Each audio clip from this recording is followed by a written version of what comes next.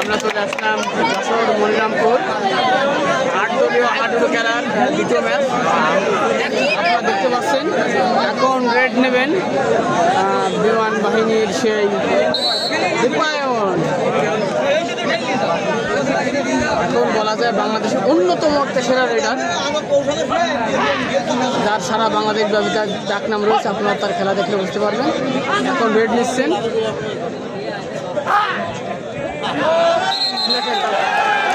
পায়ের নাগালই পেল না।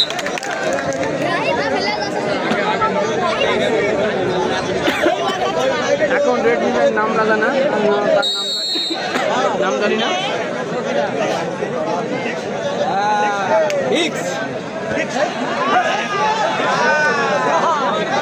দেখা যাক এখানে অনেক ভালো ভালো মানে ক্যাসার রয়েছেন। ক্যাসার ইরশাদ, ক্যাসার বিপুল, শামীম। দেখা যাক তারা পতন ঘটাতে পারেন কিনা। ঠান্ডা মাথার খুনি বলা হয় যাকে, সেই বিপুল। আমাদের সাথে যুক্ত হয়েছেন কে কে কমেন্ট করে জানান, কে কোথা থেকে দেখছেন।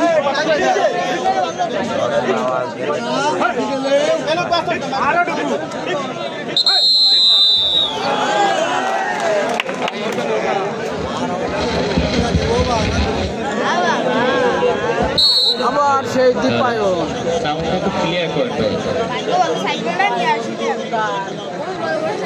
সুপ্রিয় দর্শক সকলকে আবারও একবার ওয়েলকাম করছি খালেদার যুব দীপায়নের কিন্তু পায়ের নাগালই পেল না। হাডুডু ভিত্তিক নকআউট লক্ষ টাকার হাডুডু টুর্নামেন্টের আসলে আপনাদেরকে কি দ্বিতীয় খেলা, যেখানে অংশগ্রহণ করছেন বুধলা হাডুডু একাদশ ভার্সেস কলাগাছি হাডুডু একাদশ।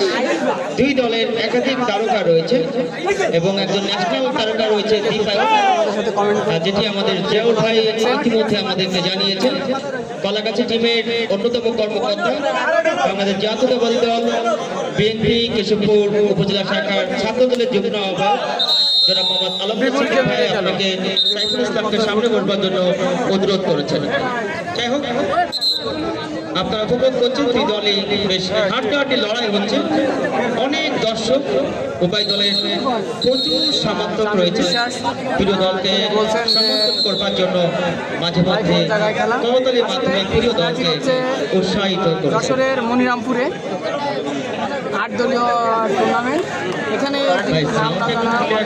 এবং বাংলাদেশের যত ভালো ভালো প্লেয়ার আছেন সবাই আছে, কোভিড থেকে শুরু করে এরশাদ, বাপ্পি, আবার 1.5 বছর থেকে অবসর থেকে আবার ফেরত আসছেন আমাদের ম্যাচের প্রধান পরিচালক আর এখন রেড নিচ্ছে না মোহাম্মদ আসাদুল ইসলাম আসাদ ভাই বাবুর খেলা সুন্দরভাবে ম্যাচটিকে পরিচালনা করছেন।